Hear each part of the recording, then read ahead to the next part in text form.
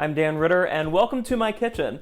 Today we're going to be baking one of my favorite recipes, something that's kind of like a feel-good cookie straight from Bake From Scratch Volume 2. It's a great, really great cookbook with lots of fantastic baking recipes. It's number 2 of a 4-volume set so far, coming from the folks who publish Bake From Scratch magazine.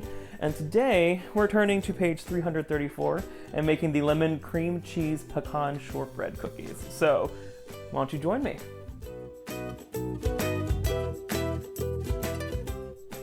Now this is a pretty straightforward recipe, not too many crazy twists and turns through it, but it does require a few steps to go through. So before we get started, let's jump into the ingredient list.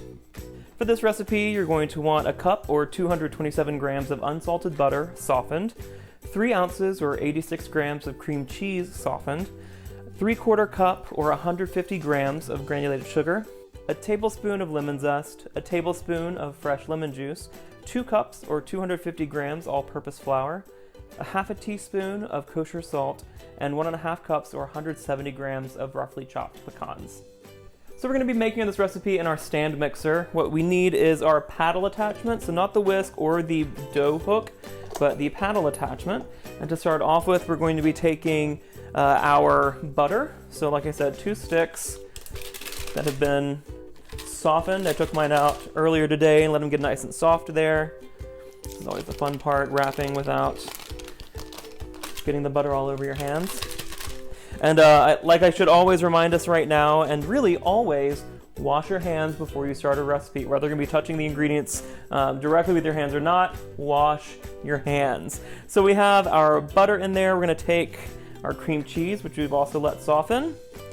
And we're also going to throw in our sugar. Just like that. We're going to set it down, lock it, and we're going to let it get up to speed a little bit before letting it cream pretty well here.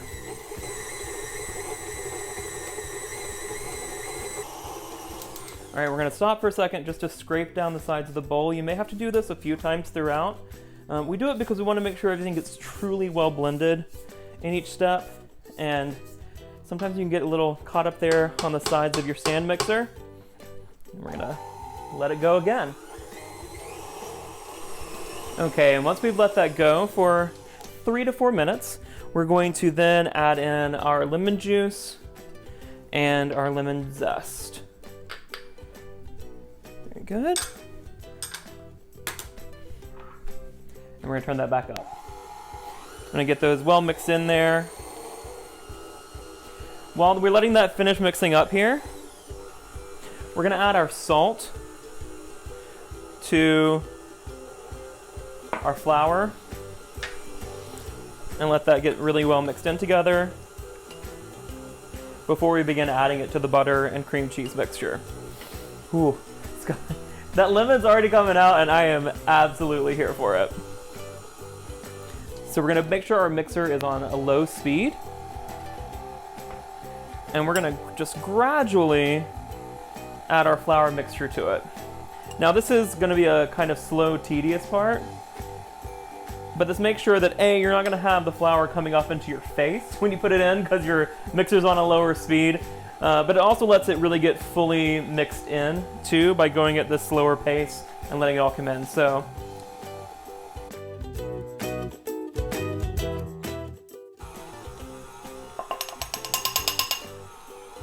all right, so the last of our flour mixture is in there.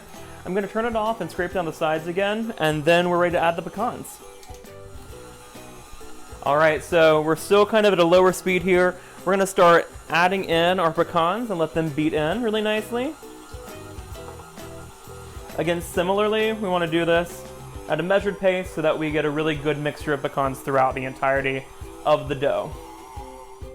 All right, so we've finished getting all that well blended in there. We have a nice kind of sticky shortbread dough here. And we're gonna put it onto plastic wrap to get all this dough out here and shape it into a disc before letting it sit in the refrigerator for about an hour. That's gonna let it set up to make it easier for us to roll out and to cut before we cook it. So we have this on our paper here, or sorry, our saran wrap, plastic wrap, which we can use to kind of shape it into a disc shape. So kind of get in a ball and press it down so it gets really tight in the plastic wrap. A nice kind of disc form. And then we'll put this in the fridge for about an hour. All right, so we have let our dough chill for at least an hour. I let mine go a little bit longer. Pull it out, as you can see, where you once had a really soft dough, because we've let it set up, it's gonna be a lot firmer. And then you wanna get your work surface cleaned up. You can put down parchment paper, wax paper, saran wrap, whatever you like. I just heavily sanitize this countertop, so I feel comfortable rolling out the dough directly onto it. Before we open it up or anything like that, we also wanna go ahead and get our baking pan, baking sheet ready. You probably need 2 with some parchment paper, just like that. We're not preheating the oven yet, and I'll tell you why once we get there, but first thing we wanna do is put down some flour on our rolling out surface. Whether you're doing it directly onto like a parchment paper or saran wrap, whatever it is, a little bit of flour certainly helps along the way. And then don't forget your rolling pin here to flour it up. I'm using a rolling pin that actually has the guides on the side for how thick we want the dough to be. So for this recipe, we're doing a 1/4 inch thickness, and my little guy has 1/4 inch thick guards. So that way, not only do I get it thin enough, I don't get it too thin, which could lead to the cookies burning. So also flour your rolling pin, keep a little flour handy so you can keep that going. Last thing we want is for it to stick. And we're going to take out our nice, well-wrapped and chilled dough and get it rolled out. So you want to do this fairly quickly because, again, as the dough warms, you may have some issues with it becoming too soft again. All the more reason to make sure that we're well flouring everything so it doesn't stick as we go too. All right, so we're done rolling out the dough here. You got to move pretty quickly because this is a pretty wet dough, and as it warms up, it's going to be harder to work with. Now you can use a traditional shortbread cookie cutter, like something like this, which will give you kind of a scalloped edge rectangle. You can do squares, rectangles, whatever feels good to you. I actually, a couple years ago, picked up these great vintage cookie cutters that are actually all of the suits for a deck of cards.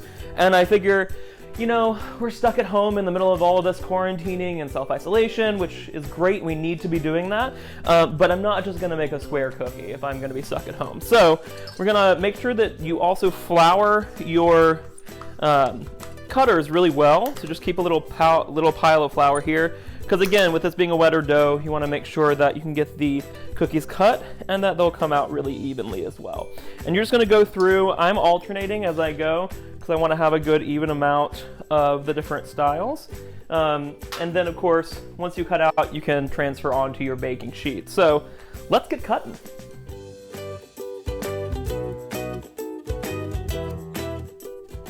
All right, so now that we've finished cutting out all the cookies, we're gonna put our 2 pans of cookies into the refrigerator for at least 15 minutes. We do that and we let them chill so that when they're baking, they retain their shape. This is a thing that you see oftentimes out on like Great British Bake Off or whatever. We need to let it chill. Well, this is why they do it. They let it chill so that when it bakes, it doesn't spread out and you still have those really nice shapes going through. So I'm gonna throw these in the fridge, drink a little more tea, and then I'm gonna set our oven to preheat at 350 degrees.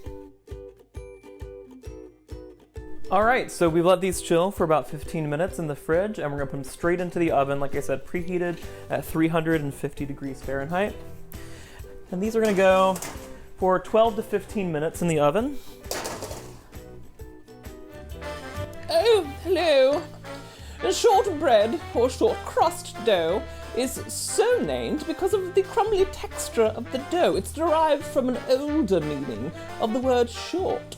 The crumbly texture is achieved because of the high fat content. You'll remember all that butter that went into the dough. And these crumbly types of dough are then considered short. There's a little fun fact for you today. All right, so we've just taken our cookies out of the oven. We're gonna let them cool on the pans for 3 minutes, and then we'll transfer them to the cooling racks to get fully done there. All right, everything's fully cooled, so I'm just, as always, plating my cookies on a lovely plate. This one I actually picked up at Rakumo here in Philly, so a really, really nice display plate for the cookies. So guess it's time to try one, right? I'll pick from over here. How about that?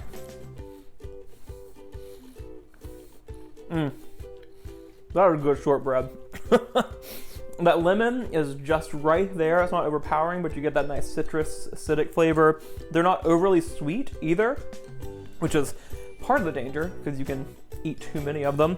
But that is exactly what a shortbread is supposed to be. Nice crumbly texture there. Great recipe. Again, if you're looking for some fun things to bake while you're cooped up, head over to Bake From Scratch magazine.